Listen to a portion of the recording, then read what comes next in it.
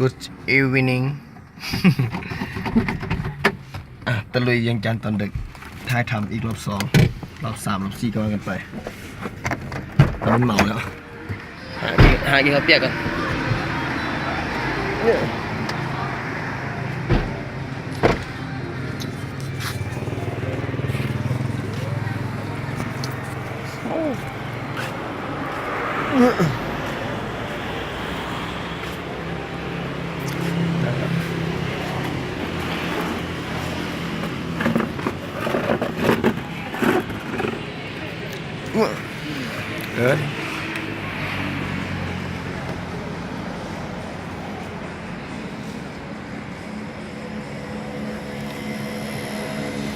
อาหารรับดึก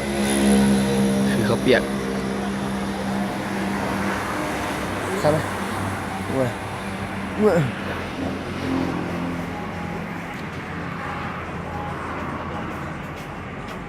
เนี่ยไม่มือไม่เปิดไม่เข้าเขาเปียก เอาข้าวเปียกแล้วเอาข้าวเปียกสองถ้วย ใส่สิ้นเนี่ยนี่หมูเป็ดไก่นัว เอาหมูก็ได้ ก็ เจ้าสอง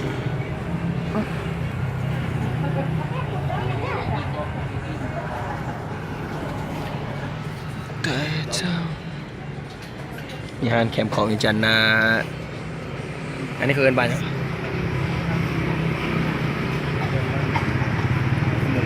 มันอาการเหรอกายมันอาการเหรอเห็นนี่น่าจะเป็นยาผ่าถ้ายาผ่าอันนี้